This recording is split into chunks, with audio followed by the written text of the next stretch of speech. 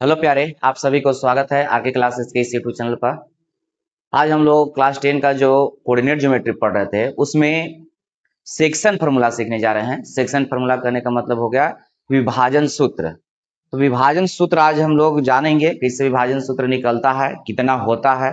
विभाजन सूत्र में भी दो गो आता है, एक होता है अंतर विभाजन सूत्र, एक होता है बाह्य विभाजन सूत्र, जिसको इंटरनल कहते हैं, एक एक्सटर्नल बोला जाता है। तो ये देखते हैं कि सेक्शन फार्मूला कैसे निकलता है। ठीक है, यहाँ पर कोऑर्डिनेट ज्योमेट्री हम लोग सीख रहे हैं। कोऑर्डिनेट ज्योमेट्री, इसका हिंदी लिखा गया था नियामक ज्यामिति। ठीक है, जिसमें 7.1 हम लोग समाप्त कर लिए। इसका इंट्रोडक्शन, पहले नंबर तो इसका इंट्रोडक्शन देखे, है ना। उसके बाद इसका एक्सरसाइज पूरा सोल्व किए। उसके बाद डिस्टेंस फार्मूला के लिए इंट्रोडक्शन देखें, डिस्टेंस फार्मूला का इंट्रोडक्शन, है ना। इसको हम लोग समाप्त कर लिए।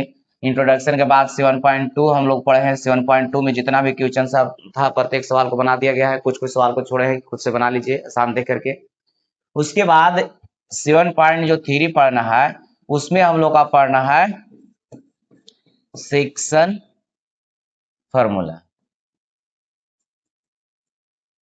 सेक्शन फार्मूला के बारे में अध्ययन करना है, यानी कि विभाजन सूत्र के बारे में। तो आज हम लोग देखते हैं कि विभाजन सूत्र यानी कि सेक्शन फार्मूला जो है ये दो होता है, इंटरनल, एक होता है एक्सटर्नल। इसी के बारे में हम लोग को सीखना है। अंत होता है यानी अंत विभाजन, एक होता है बाह्य विभाजन। अंत विभाजन और एक बाह्य विभाजन। ठीक है, तो इसी के बारे में आज हम लोग को अध्ययन करना है। तो चलिए आइए देखते हैं कि अंत विभाजन कैसे निकलता है, कितना होता है, बाह्य विभाजन कैसे निकलता है, कितना होता है ना। तो इसके बारे में आज हम लोग अध्ययन करते हैं। चलिए यहाँ लिख देते हैं सेक्शन फार्मूला, यानी कि विभाजन सूत्र।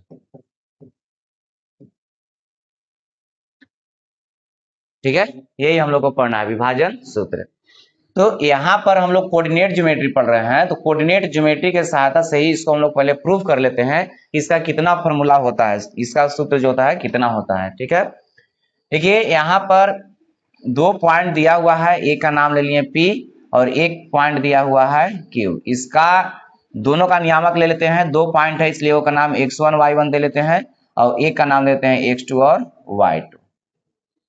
ठीक है, दो पॉइंट है A और एक B है, एक का नियामक हम लोग ले लिए x1 y1, एक का नियामक ले लिए x2 y2। इस रेखा को मिला, दोनों बिंदु को मिलाने वाली रेखाखंड पर कोई एक बिंदु हम ले लेते हैं जो R है, इसका नियामक नहीं दिया हुआ, इसको मान लेते हैं x और y।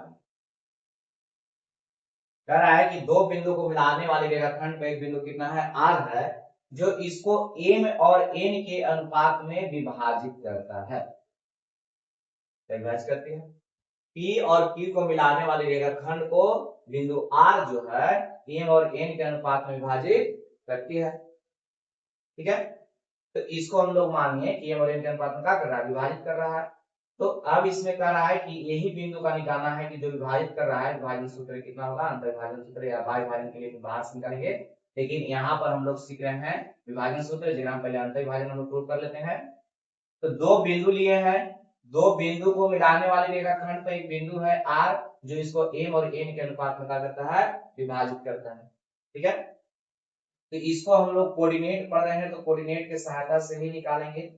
इस तरह से इसका हम लोग सीखे हैं, कागजीय तल में y हो गया, y जहां दूसरे को काटा था उसको हम बोल रहे थे मूल बिंदु बोल रहे हैं। इसका बिंदु दिया हुआ है x1 y1, यानी p जो दिया हुआ है पॉइंट दिया हुआ है x1 और y1। इसका मतलब कि x की जगह पर x1 दिया हुआ है, इसको अगर इसे मिला दें, इसको मिला ही नहीं सकते, तो ये हो जाएगा कितना, pl, ये परपेंडिकुलर हो जाएगा, यानी कि pl जो है परपेंडिकुलर है किस पर, x अक्ष पर।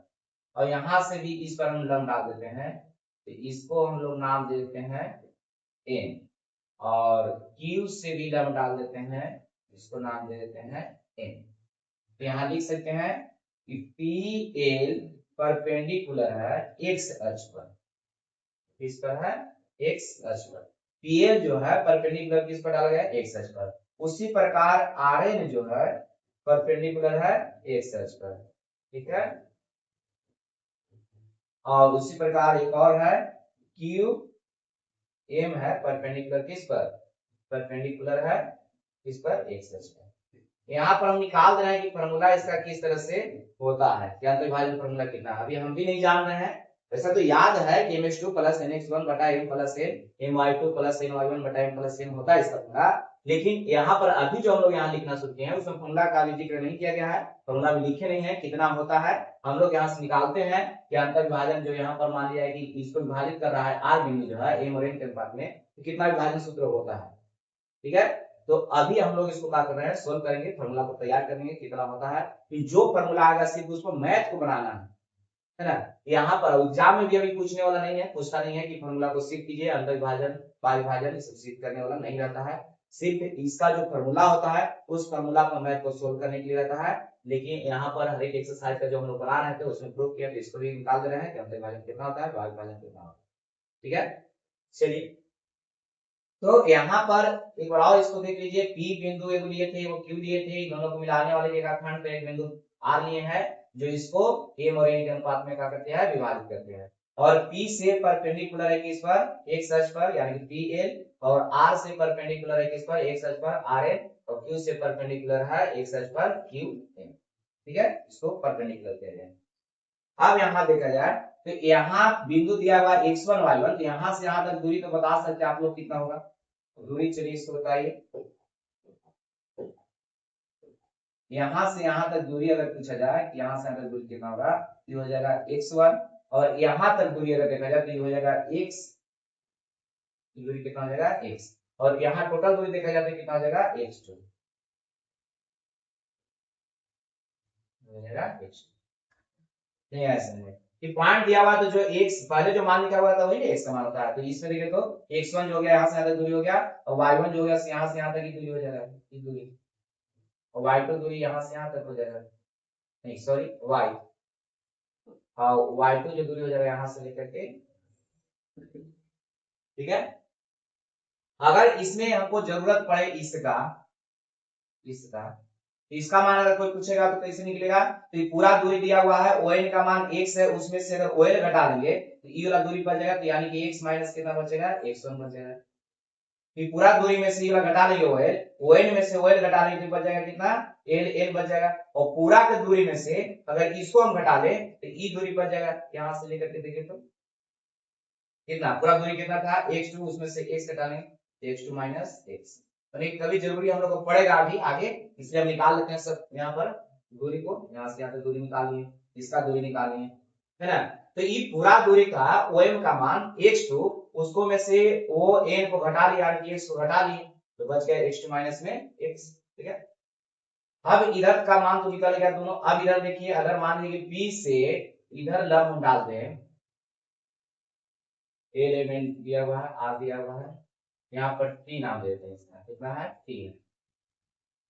PT जो है परपेंडिकुलर अगर हम किए हैं, उसी प्रकार यहाँ पर देखिए थोड़ा सा और, कि PT जो है परपेंडिकुलर, PT परपेंडिकुलर किस पर है, RN पर है, इस पर RN पर लंब डालेंगे।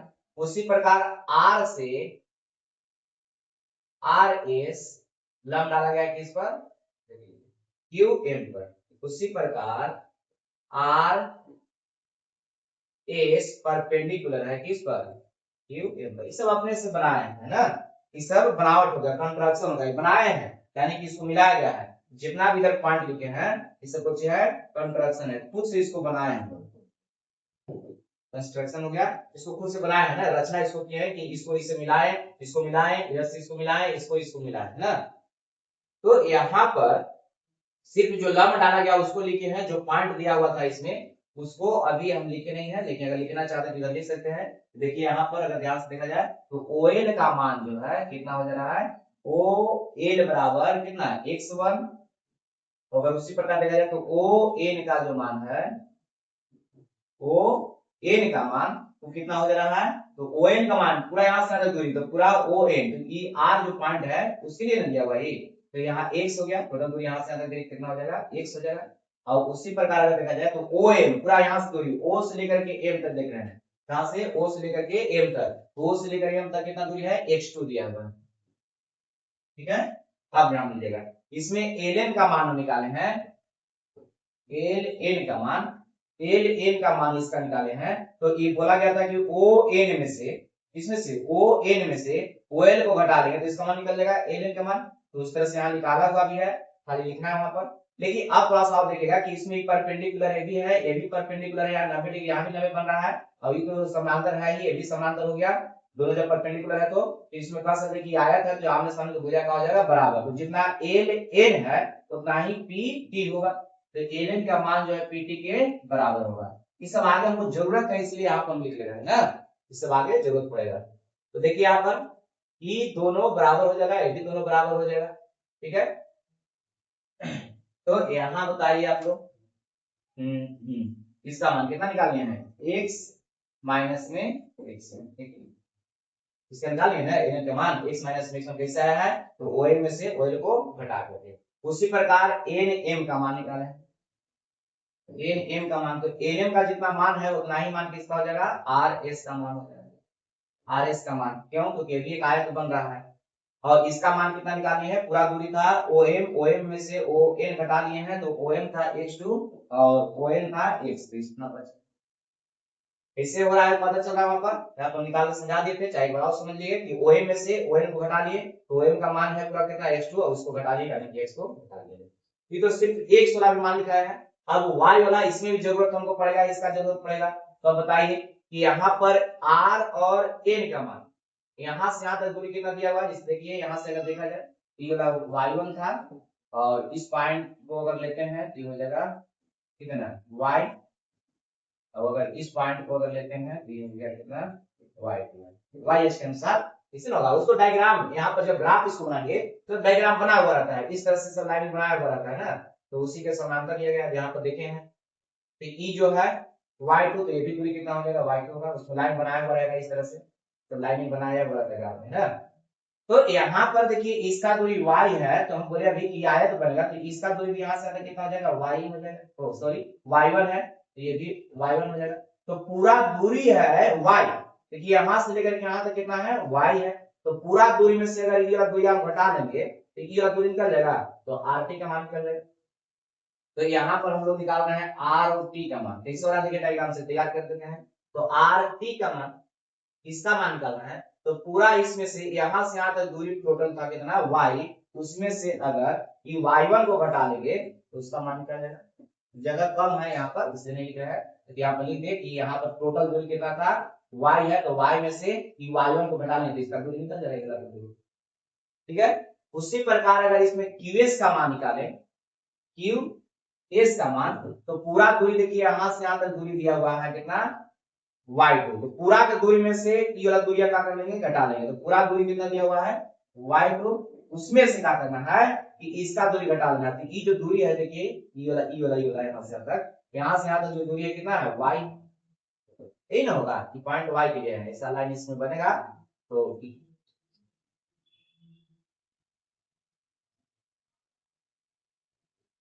ठीक है, ये टोटल दूरी कितना हो गया y2, उसमें से y को क्या कर लेंगे घटा लेंगे, ठीक है।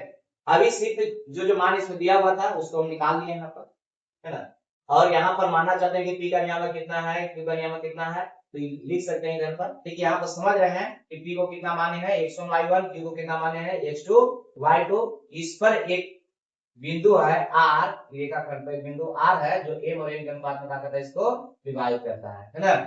चलिए अब थोड़ा सा आगे देखते हैं,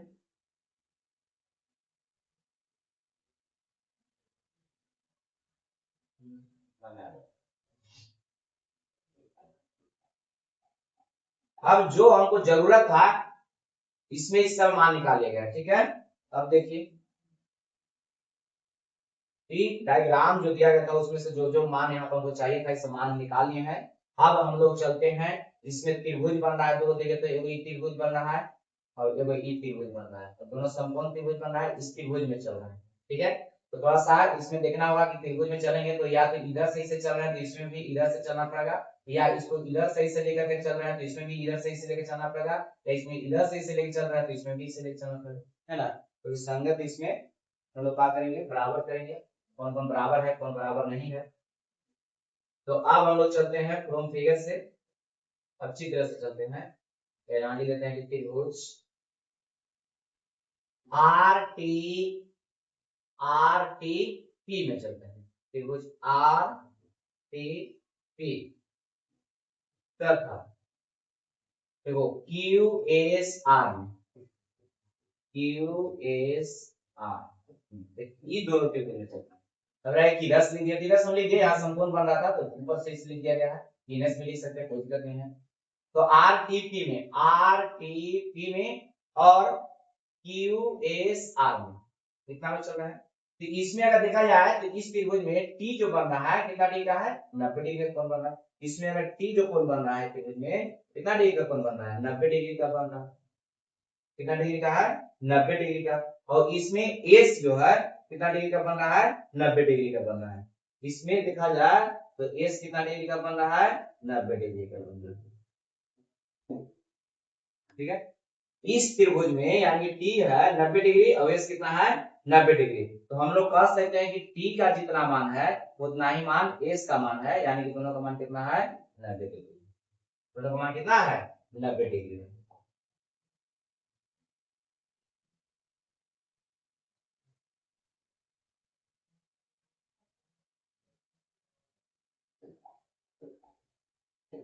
दोनों का मान कितना दिया हुआ है, 90 डिग्री दिया हुआ है, टी का मान भी और एस का मान भी। अब ध्यान दिया जाए कि यहां पर देखिए थोड़ा सा और इसको छोटा हम करते हैं कि इसको अगर लाइन को थोड़ा सा आगे बढ़ा दे इस तरह से और इसको अगर थोड़ा इधर बढ़ा दे तो ई कोण और ई कोण का हो जाएगा बराबर। जिससे देखिए थोड़ा समझाने का प्रयास करते हैं कि दो लाइन दिया हुआ है, इसको बढ़ाएंगे तो इस लाइन बनेगा। देखिए इसको अगर डॉट डॉट से इधर बढ़ा दें और इसको बढ़ा देंगे तो दो लाइन इसमें बनेगा और ई जो इसको है सही से इसे काटेगा इसे खींच। ठीक है, तो इसमें हम बताए थे कि दो समानांतर जो ज्योमेट्री पढ़ाते हैं, इसलिए पहले नंबर ज्योमेट्री स्टार्ट करते हैं क्योंकि यहाँ पे उसका जरूरत है। तो उसमें लिखा गया था कि दो समानांतर रेखाओं को कोई एक तिर्यक छेदी रेखा काटती है तो इस संगत कोण बराबर होता है, यानी कि ई कोण और ई कोण का होता है बराबर। दो समानांतर रेखाओं को कोई एक तिर्यक छेदी रेखा काटती है तो संगत कोण बराबर होता है, ई कोण इसके बराबर होता है और ई कोण इसके बराबर होता है, ई कोण इसके बराबर। ठीक है, तो दो समानांतर रेखाओं को कोई तिर्यक छेदी रेखा काटती है तो संगत कोण बराबर होता है। तो उसी प्रकार अगर इसको इधर हम बढ़ा दें तो इसको इधर बढ़ा दें तो ई वाला कोण और ई कोण बराबर हो जाएगा, यानी कि इसमें पी और इसमें आर है। तो यहाँ हम लोग कह सकते हैं कोण पी और बराबर कोण आर, दोनों बराबर है। क्यों बराबर है, तो संगत कोण से, संगत कहां से बराबर है, तो संगत कोण से बराबर। ठीक है, चलिए तो यहाँ पर दो कोण बराबर हो गया, एक समकोण हो गया यानी कि 90 डिग्री बन रहा है, जिसमें से समकोण एवं त्रिभुज तो हो गया यहाँ पर जो दोनों में है, और बाकी जो दो निम्न कोण बच रहा था दोनों त्रिभुज में वो बराबर है, तीसरा का तो इससे बराबर हो जाएगा। तो इसको हम लोग कह सकते हैं कि दो कोण बराबर होता है ए अभिगृहित से या ए समरूपता से भी बता सकते हैं, है ना, कि ये जो त्रिभुज हो जाएगा ये हो जाएगा समरूप, त्रिभुज का होगा समरूप। तो यहाँ पर हम लोग कह सकते हैं कि दो कोण बराबर हो गया,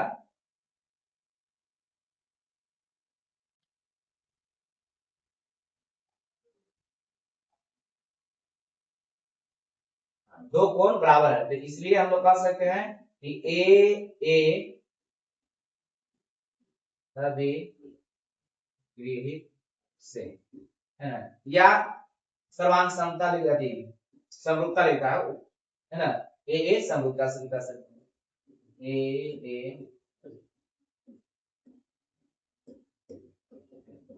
ए समरूपता से। तो दो त्रिभुज समरूप होते हैं, बताया गया होगा इसमें, दो त्रिभुज है, एक नाम दे दें ए बी सी, एक का नाम दे दें पी क्यू। एक त्रिभुज के तीनों भुजा दूसरे त्रिभुज के संगत भुजा के समान अनुपातिक होता है। तो ये दो त्रिभुज समरूप कब होता है, तो जब इसका संगत कोण बराबर, तो संगत कोण बराबर होता है उसके लिए भी ये बराबर कितना हो जाएगा, कोण क्यू और कोण सी बराबर हो जाएगा कोण आर। इसके लिए भी या संगत भुजा, विसंगत भुजा का हो जाएगा समानुपाती हो जाएगा। यहाँ बी सी और बटा में देना है क्यू आर। उसी प्रकार ए सी बटा में हो जाएगा इस तरह से। कब ये ऐसा कंडीशन कब होता है? जब त्रिभुज दो सर्वांगसम होगा तब। एबीसी सर्वांगसम है तो सॉरी समरूप है तो उसके लिए सर्वांगसम में तो बराबर स्थित होता है। दो त्रिभुज समरूप होता है तो संगत कोण भी बराबर होता है, संगत भुजा समानुपातिक होता है। इस तरह से हम लोग सीखे हैं, है ना। तो यहाँ पर समरूपता से लिखा हुआ है, एगा विपरीत समरूपता से, उप समरूपता भी लिख देता है। यानी कि दो त्रिभुज, देखिए दो त्रिभुज है, ऐसे समझिए ना कि ई कोण अभी कोण बराबर है, अभी कोण नहीं कोण बराबर है, तो दो कोण जैसे ही बराबर होगा तीसरे का तो डिफॉल्ट बराबर हो जाएगा। दो कोण बराबर है तो तीसरे का क्या हो जाएगा? बराबर ही हो जाएगा।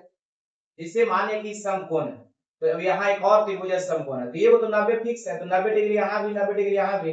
अभी दोनों में से ही कोण अभी कोण अगर बराबर हो जाए या ही कोण बराबर हो जाए तो जितना ही कोण उतना ही ये भी है, तो जितना ही होगा उतना ही ये भी हो जाएगा। तीनों कोण बराबर हो जा रहा है, तो तीनों कोण बराबर हो जाएगा तो हम लोग कह सकते हैं त्रिभुज कक्ष है समरूप। ठीक है, तो आइए हम देखते हैं जब दोनों त्रिभुज समरूप होगा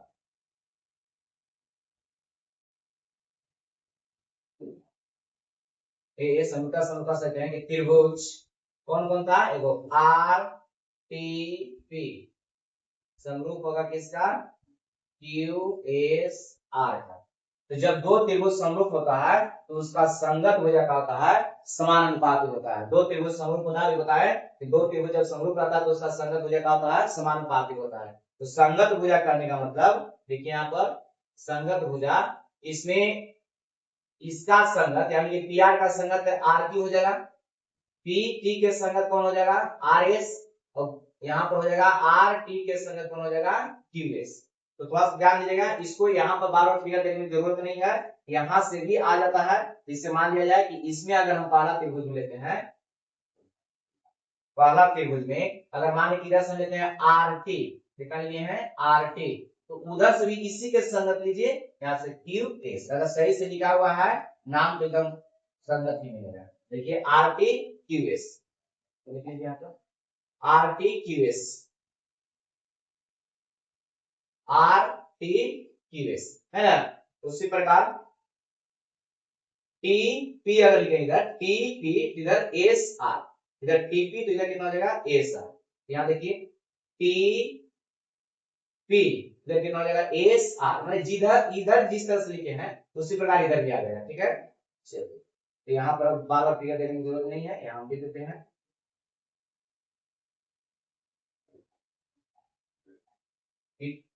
आर टी, इधर कितना होगा? क्यू एस, इधर हो गया टी पी, टी पी उसी तरह से यहाँ कितना हो गया? एस आर, और इधर अगर लिखते हैं आर पी, इधर हो जाएगा क्यू आर। ठीक है, अब सिर्फ इसमें क्या करना है? इसका मान बैठा देना है और उसी को सोल्व करेंगे हम लोग। तो मान देखिए यहाँ पे होगा आर टी का मान कितना है? आर टी देखिए आर टी का मान y minus Y one, R T का मान कितना है?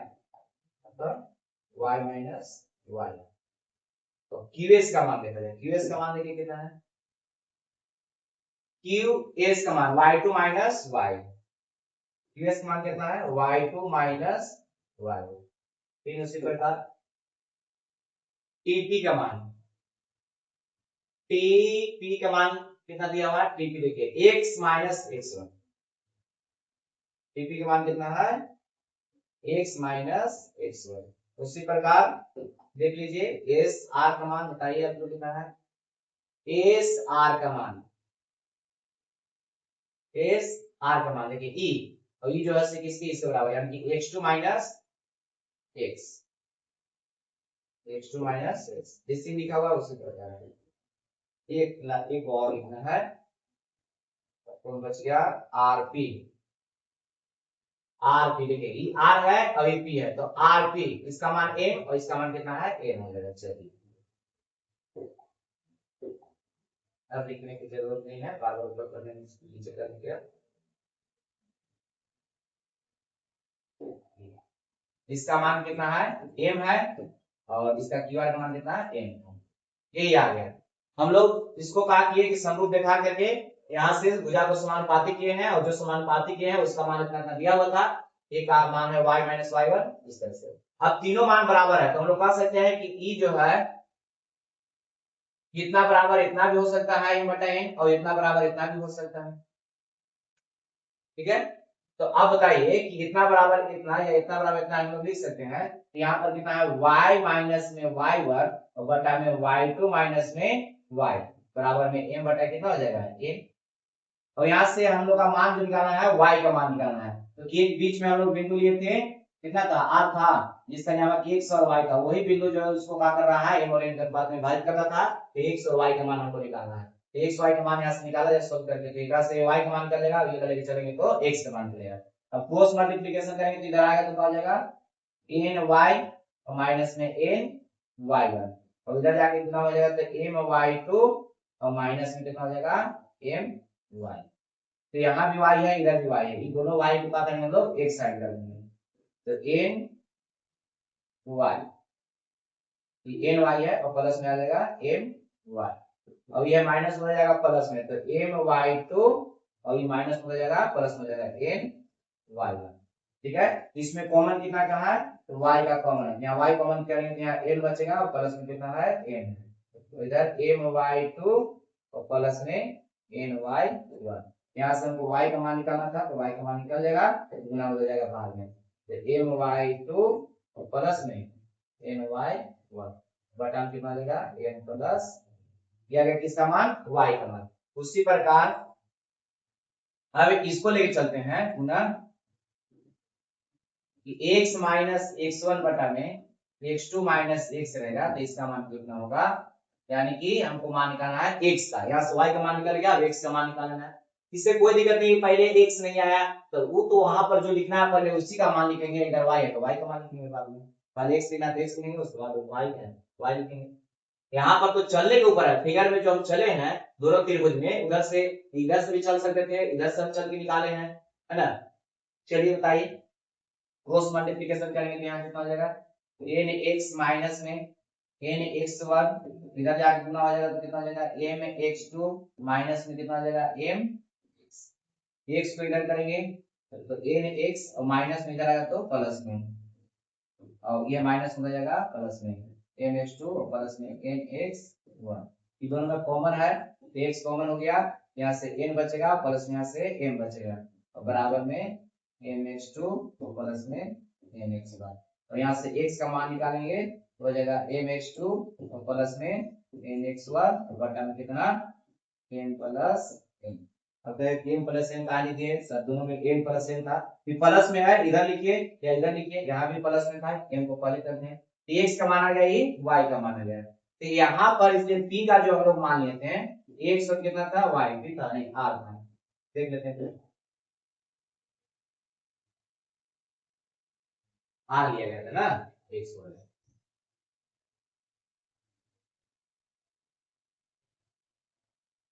r लिए थे। ठीक है, तो यहाँ पर r और x का मान कितना आ गया तो m x2 और प्लस में कितना आ गया n x1 और बटा में आ गया m प्लस n और उसी प्रकार y है तो y का मान कितना आ गया है m y2 और प्लस में n y1 बटा में m प्लस n। तो यही फॉर्मूला होता है विभाजन सूत्र, तो ये यहाँ पर होता है ये अंतर विभाजन है ना, तो बता रहे हैं किससे होता है अंतर विभाजन। बिल्कुल, तो यहाँ पर लिखा गया था कि पी क्यू को बिंदु आर एम और एन के अनुपात में विभाजित करती है, इसलिए पी का नियम कितना आ गया mx2 प्लस mx1 बटा में m प्लस n, ये हो जाएगा my2 प्लस ny1 बटा में m प्लस n। ठीक है, ये हो गया। तो यहाँ पर आ गया p का मान mx2 प्लस nx1 बटा में m प्लस n और my2 प्लस ny1 बटा में m प्लस n। तो यहाँ पर दो फॉर्मूला हम लोग का सीखना है उसमें सेक्शन फॉर्मूला में अंतर विभाजन सूत्र, अंतर विभाजन सूत्र और एक है बाह्य विभाजन सूत्र।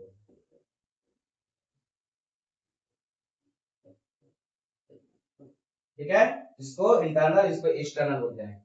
तो इसमें अगर रहेगा अंतर विभाजन में तो यहाँ जो m और n के अनुपात में विभाजित करेगा ये होता है पॉजिटिव। जब अंतर विभाजन पूछेगा तो m n का जो अनुपात आएगा वो कैसा होगा, पॉजिटिव होगा। तो उसको हम लोग कहेंगे कि कैसा ही अंतर विभाजन सूत्र हो जाएगा। और अगर बाह्य विभाजन पूछेगा तो इसका मान आ जाएगा निगेटिव। अनुपात तो m और n ही रहेगा, अनुपात में m और n ही लिखना है, लेकिन अगर माइनस में मान आया है तो हो जाएगा बाह्य और प्लस में आएगा तो हो जाएगा अंतर। तो यहाँ पर देखिए यहाँ प्लस में है तो कौन हो जाएगा, अंतर विभाजन। तो यहाँ पर अगर अंतर विभाजन वाला पूछेगा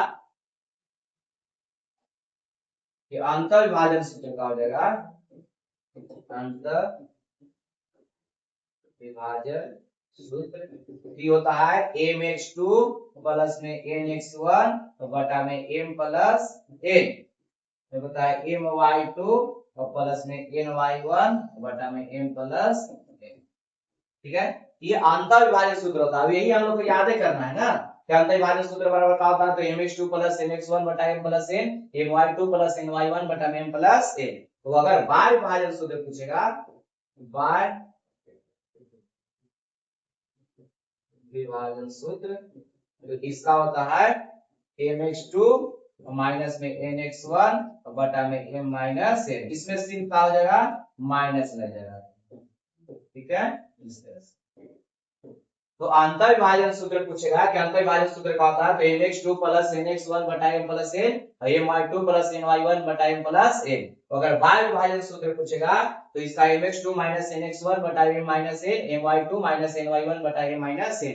यानी कि अंतर पूछेगा तो प्लस में और बाह्य पूछेगा तो माइनस में। हमको ऊपर में कैसे हुआ उससे हमको मतलब नहीं है, हम लोग का मतलब है इसको से कि अंतर विभाजन का फॉर्मूला कितना होता है, तो अंतर विभाजन का फॉर्मूला कितना होता है mx2 प्लस nx1 बटा m plus n, my2 plus ny1 बटा m प्लस n। और बाह्य विभाजन बराबर कितना होता है mx2 माइनस nx1 बटा m प्लस नहीं sorry m minus n, my2 minus ny1 बटा m माइनस n।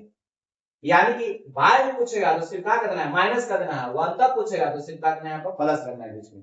ठीक है, और हमको जो जरूरत है सिर्फ इसका जरूरत है, और ये तो थोड़ा बहुत पूछ देता है कि बाह्य विभाजन इसको निकालिए, है ना। अंतर विभाजन को पूरा मैथ को बनाएंगे, बाह्य अगर पूछ दिया कि बाह्य निकालिए तो वहां दे रहेगा मान, खाली लिख देना उस पर। सब मैथ जो बनेगा इस पर अंतर विभाजन को बनेगा। और एक और हम बता रहे हैं कि जब m और n दोनों जब बराबर हो जाएगा तब, यहाँ है कि जब उसको कोई बिंदु जो है दो पॉइंट है, दो पॉइंट को कोई बिंदु यहाँ पर कोई पॉइंट था तो उसको कोई बिंदु इसको m और n के अनुपात में क्या करता है, विभाजित करता है। ये हम लोग सीखे थे, यहाँ पर x1 है y1 है और यहाँ x2 और y2 है। x1 y1 x2 y2 दो पॉइंट है, इसको मिलाने वाली जगह पर कोई बिंदु जो है r, इसका नाम ले लिए x और y, m और n के अनुपात में इसको क्या करता है, विभाजित करता है। तो बताइए कि अंतर विभाजन सूत्र क्या होता है, तो mx2 प्लस nx1 बटा m प्लस n सीखे, my2 प्लस ny1 बटा m प्लस n सीखे। ठीक है, लेकिन एक ऐसा स्थिति हो जाता है कि m और n अलग अलग नहीं देके दोनों सेम रहेगा, यानी कि m का मान n के बराबर हो जाएगा। तो जब m का मान n के बराबर हो जाएगा तो हम लोग कह सकते हैं कि इधर मान कि r है, इधर p है, इधर q है, तो इधर का मान जितना है, इधर का मान जितना है उतना ही मान अगर इधर का आ जाए तो दोनों मान बराबर हो गया। तो बराबर हो गया तो हम लोग कह सकते हैं कि बीच में ही, यानी p और q के बीच में कौन है, r है। तो ये हम लोग कह सकते हैं कि p और q का मध्य बिंदु कौन हो जाएगा, r हो जाएगा। नहीं समझे, और दोनों साइड बराबर है तो बीच में ना हुआ, इधर दूरी यानी p q के बीच में कितना हो गया, r। तो यहाँ p और q का मध्य बिंदु कौन हो गया, r। यहाँ कह सकते हैं p q का मध्य बिंदु कौन है, r है। क्यों, क्योंकि यहाँ से यहाँ तक दूरी बराबर, यहाँ से यहाँ तक दूरी बराबर। तो जब m का मान n के बराबर हो जाएगा तो हम लोग कह सकते हैं कि जो बीच में पॉइंट दिया गया है वो मध्य बिंदु। मध्य बिंदु कहने का मतलब वो बीच में एकदम मिड पॉइंट है ना। तो जब यहाँ पर m का मान n के बराबर हो जाएगा तो यहाँ जो बिंदु दिया हुआ रहेगा क्या हो जाएगा, मध्य बिंदु। देखते हैं इसका मान कितना आता है। हम लोग का बस ये याद रखना है अंतर विभाजन, इसको याद रखिएगा आप लोग, अंतर विभाजन सूत्र, बाह्य विभाजन सूत्र, है ना। कैसे हुआ है उसको निकालें, ठीक है। और कैसे हुआ है उसको मतलब नहीं है। अब हम लोग का इस फॉर्मूला से मतलब पहले हम लोग लिखे नहीं थे कितना होगा, अब यहाँ लिख दिए कि इसका फॉर्मूला कितना होगा mx2 प्लस nx1 बटा m plus n my2 plus ny1 बटा m प्लस n। तो बाय अगर पूछा है तब तो माइनस लगा देना है, फॉर्मूला वही रहेगा, सिर्फ बीच में क्या करना है माइनस। ठीक है। और अगर यहाँ पर अगर बाय वाले पूछा है जिस कभी कभी कहता है कि कितना के अनुपात में उसको विभाजित करा है, अनुपात में निकालने लगेगा तो कितना के अनुपात में विभाजित करेगा। तो अगर मान ले कि अनुपात निकालेंगे अगर प्लस में आ गया, किसमें आएगा प्लस में, तो अंतर विभाजन करेगा। तो अगर माइनस में आ गया तब बाय विभाजन करेगा। अगर प्लस में आया है की पॉइंट को बस याद रखना है कि अगर प्लस में आएगा मान तो अंतर विभाजन करेगा, और अगर माइनस में आएगा मान तो बाय विभाजन करेगा। तो अंतर विभाजन सूत्र बराबर हो गया mx2 प्लस nx1 बटा m plus n my2 plus ny1 बटा m प्लस n, और बाय विभाजन बराबर हो गया mx2 माइनस nx1 बटा m minus n my2 minus ny1 बटा m माइनस। ठीक है। तो ये अंतर विभाजन हो गया, याद हो जाएगा। तो याद होगा का इतना बार बोल दिए कि इसको याद होना चाहिए mx2 प्लस nx1 बटा m plus n my2 plus ny1 बटा m प्लस n। ठीक है। तो ज्यादातर हमको इसी का जरूरत है अंतर विभाजन का। अब अंतर विभाजन से थोड़ा सा आगे देखिए हम निकालते हैं। अब हो गया, ध्यान देते हैं यदि m बराबर n हो तो इस तरह से हम लोग फिगर बनाए थे। यहाँ p था जिसका नियामक x1 कितना है y1, q है इसका नियामक x2 कितना है y2 है, इस पर एक बिंदु कितना है r है, और यहाँ बोला है कि जितना m है उतना ही n है, और इसका नियामक कितना लिए थे x और y ले लिया था। तो m बराबर n हो तो यहाँ पर देखिए r बराबर हम लोग सीखे, यानी कि r का मान दिया हुआ है xy, और इसका मान निकालने के लिए सीखे हम लोग कि m x2 और प्लस में n x1 बटा में कितना m प्लस n। तो यहाँ क्या m y2 और प्लस में n y1 और बटा में m प्लस। ठीक है। अब यहाँ पर देखिए m की जगह पर करा है कि n हो, m की जगह कितना हो n, या n की जगह पर m हो तो रखिए, तो m बराबर हम n रख देते हैं, m की जगह पे n रख दिए तो n इंटू x2 और n इंटू x1 बटा में कितना हो जाएगा n प्लस n। क्यों, तो क्या m की जगह पर n रखना है, m की जगह पर n रखना है तो n y2 प्लस में n y1 बटा में हो जाएगा n प्लस। अब यहाँ पर देखा जाए कि कोऑर्डिनेट में ट्रिपल फोर्स लिखते हैं, इसे लिख सकते हैं, कोई दिक्कत नहीं है। कॉमन हो गया n, यहाँ से x2 प्लस में x1 बचेगा तो बटा में 2 n। उसी प्रकार यहाँ से n कॉमन हो गया ऊपर में तो y2 प्लस में y1 बटा में कितना 2, फिर n से n कट जाएगा, इधर n से n कट जाएगा, तो यहाँ पर बचेगा x2 प्लस x1 या x1 प्लस x2 लिख देते हैं बटा में 2, इधर भी उसी प्रकार y1 प्लस y2 लिख देते हैं बटा में 2। ठीक है। ये हो गया r का नियामक, r करने का मतलब xy इसका नियामक था। तो इसको हम लोग कह सकते हैं कि जब a में बराबर n हो तो यहाँ पर हम लोग कह सकते हैं कि बिंदु r जो है pq का मध्य बिंदु है, क्योंकि r जो है इसका pq का मध्य बिंदु है, r जो है pq का है मध्य बिंदु। क्यों, क्योंकि इधर और इधर दोनों बराबर है, जब यहाँ से यहाँ तक दूरी और यहाँ से यहाँ तक दूरी दोनों बराबर तो कह सकते हैं कि बीचवा में लिखा हुआ है, तो यहाँ पर जो आया r तो pq का मध्य बिंदु है। यहाँ लिख देते हैं यदि m बराबर n हो तो r pq का मध्य बिंदु हो जाएगा, मध्य बिंदु हो जाएगा, नहीं होगा मध्य बिंदु, मध्य बिंदु होगा सुना दिए। तो मध्य बिंदु का नियामक यहाँ पर पूछ देता है कि दो बिंदु दिया हुआ है उसके बीच का पॉइंट जो है उसका मान बताइए, यानी कि मध्य बिंदु बराबर बताइए। तो मध्य बिंदु बराबर यही फॉर्मूला होता है,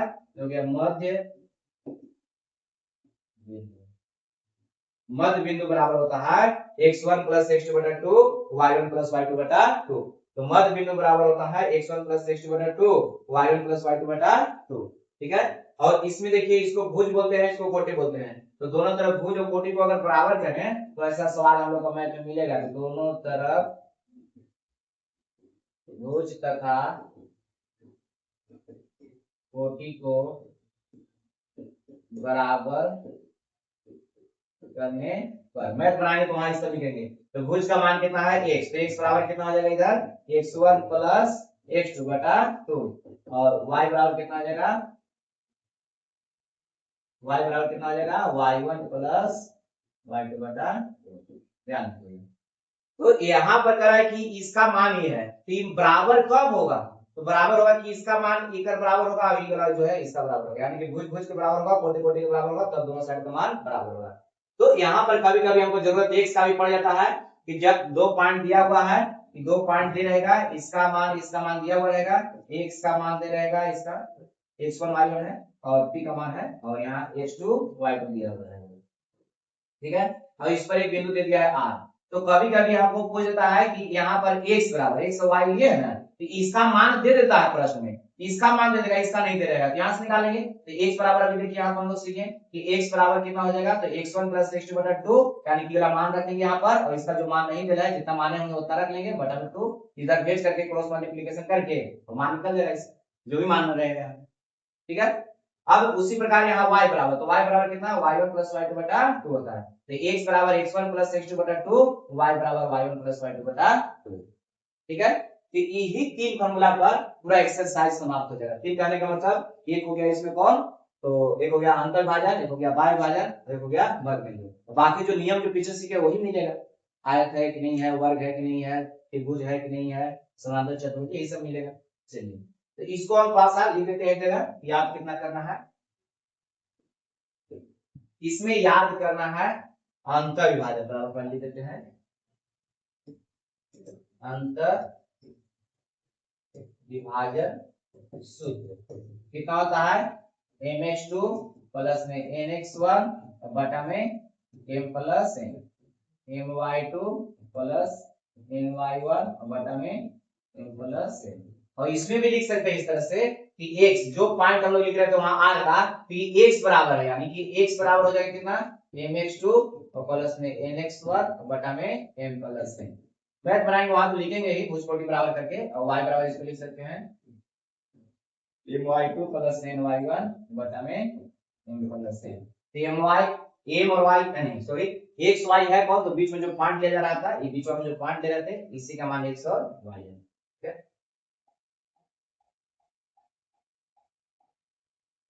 ये क्या लगना है, बाह्य विभाजन, बाह्य विभाजन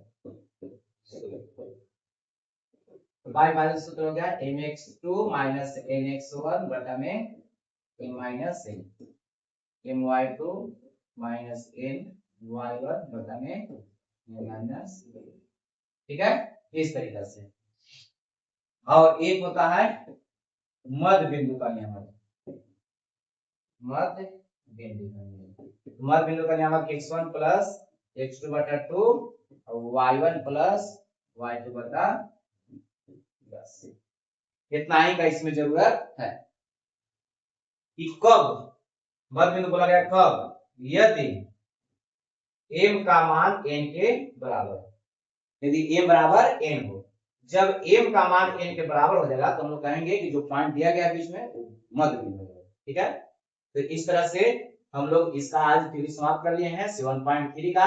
अब इस पर हम लोग क्या करना है, मैथ को बनाना है, ठीक है। तो कैसे मैथ बनेगा, हम लोग 7.3 का एक्सरसाइज का प्रत्येक सवाल को बनाएंगे, देखिए वहां पर किस तरह से बनता है, और दूरी सूत्र का प्रयोग जो किए थे इसके पहले जो 7.2 में, उसका भी यूज होने वाला है, क्योंकि यहाँ पर भी कभी कभी पूछ देता है कि आयत है कि नहीं है, मतलब चतुर्भुज के बारे में और त्रिभुज के बारे में कुछ जानकारी इसमें भी लेना है, जो हम लोग पीछे पढ़ चुके हैं वही इसमें भी रहेगा, ठीक है।